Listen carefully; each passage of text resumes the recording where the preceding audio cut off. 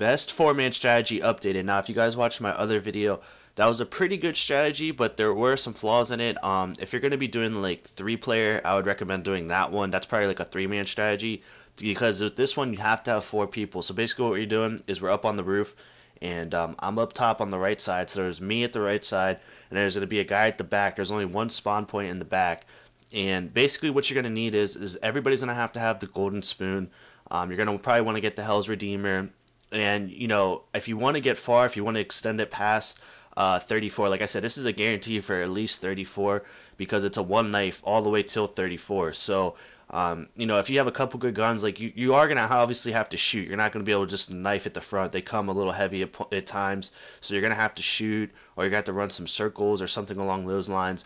But you know, this is, you know, if you want to get far, like super far, you know, you're going to have to do the blundergat. You're going to have to take your time to get everybody a blundergat.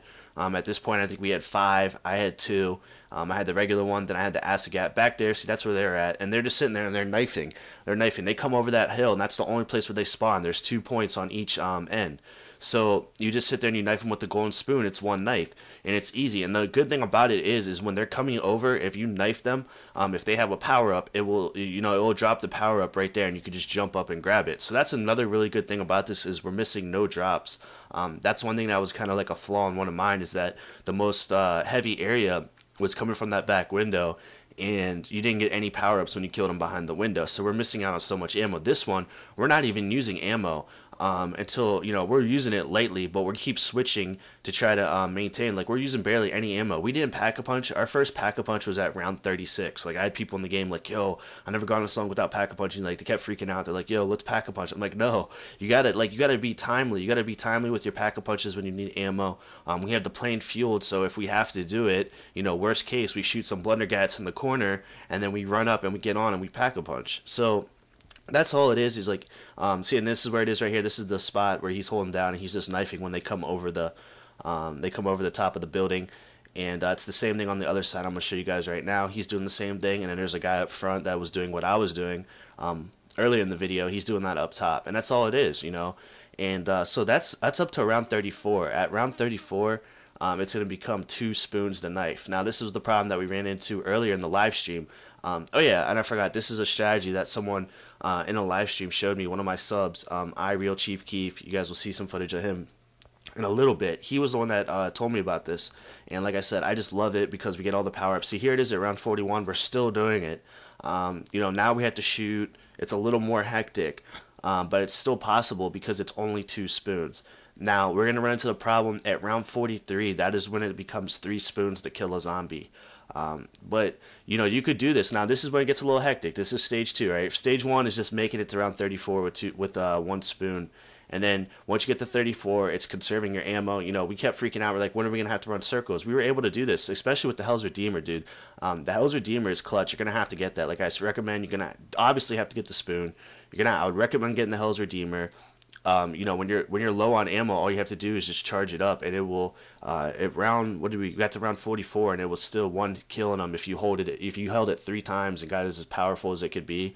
It would still take out a full horde. You guys will see that coming up in a bit. So yeah, so basically you just want to hold off here as long as you can, as much ammo as you have. This is the point. Like, if you want to get this far, obviously everyone's gonna have to have the blundergat, so you're gonna have to do the little blundergat trick. I have a video for that. I'll put an annotation at the top.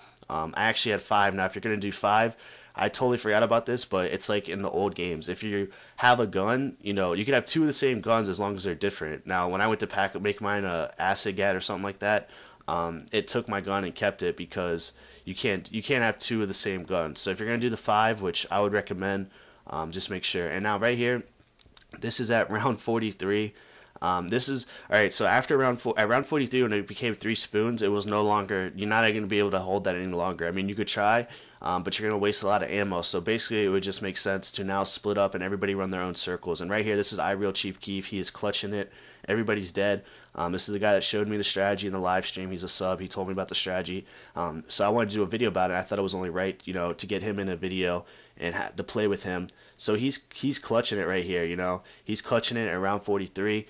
And I wanted to show you guys what he was doing. He was basically just running around and charging his Hell's Redeemer. And look at it. It's taking out a full horde. And that's why the Hell's Redeemer is so clutch. You have to have it. At this point, it just comes down to, it no longer comes down to ammo. It just comes down to finding 4 good training spots. And we couldn't find, we had him here, I was running the shower, someone was running the cafeteria, and then we couldn't find the last one, the 4th one. We couldn't find a good one for the last person. And, you know, when one person goes down, it's just a chain reaction, people trying to get them, or then it starts to unbalance the hordes. But basically, when you get to this, it's just time, and all you have to do is your Hell's Redeemer. You don't even have to use ammo. We were using no ammo for most of that whole round. He used it a little bit, but here we go right here. This is the leaderboards. This is everybody I played with. We got iReal Chief Keef. He's the one that showed me this. RB Envy, also known as Dante, got me right there. And then we got Who Shot You 420. So we got to round 44. We're top 300 in a leaderboard full of glitches, hackers, and people that make people back out. So we're probably at least, like, we're probably legit top 50, top 100 for sure. So nothing to be ashamed of. It's a great strategy. So like I said, guys, hold off that roof for as long as you can. You should be able to get to at least 43 if you can 2-spoon, if you're good at knifing and you can hold it off, got a little bit of ammo. Then once you do that, you just got to find 4 good training spots for everybody. And then after that, you know, it's just time. It's going to take like 20, 30 minutes around when you're just using the Hell's Redeemer and all that. But you use no ammo. That's the good thing about it. But there you guys go. That's an updated 4-man strategy. And if you're a new viewer, if you could sub, I greatly appreciate that. All my subs, if you could comment and like. Let me know what you guys think about the strategy. You can follow me over at Twitter at SirPiffington. That's with 2 N's. And lastly, I want to touch on the Piff Cup for all my subs. The Piff Cup's going to be tomorrow, Friday. If you haven't signed your team up, it's a little late. We got 64 teams. It's going to be crazy.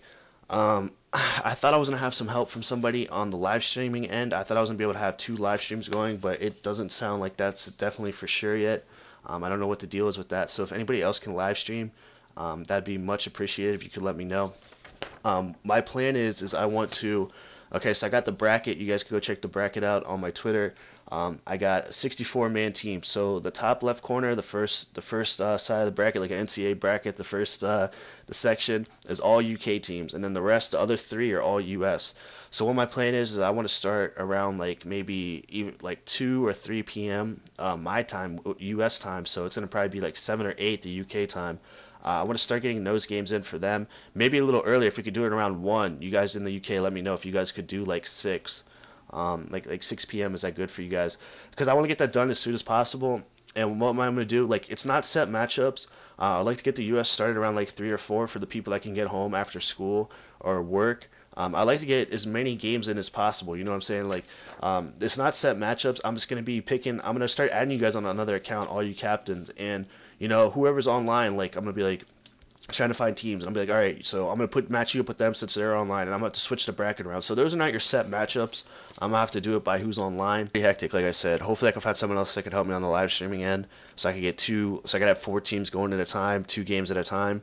And also if anybody has like a 14-day code or a 10-day code I could use, because I don't want to mess up this account because I'm pretty close to getting shotguns.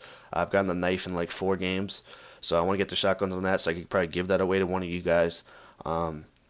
So yeah, that's it for the Piff Cup. Like I said, UK, I want to get around like 6 o'clock your guys' time, 6 p.m., get you guys started, get you guys done with. And so hopefully we could try to get the US done in time so we could do like a face-off. If it gets too late for the UK people, you know, they're 5 hours ahead. So if it gets too late, I might have to do the championship on Saturday, the UK versus the US. But I'm pretty sure we can finish all of them, hopefully get all the US done. And like I said, it might be too late to do a championship with the UK if it's too late for them. So we'll probably have to do that maybe like a best of 3 or 5 or something on Saturday between the 2 teams. But yeah, so that's it, guys. Can't wait. I'm excited. It's going to be a busy, tiring day. But yeah, I'll see you guys on Friday.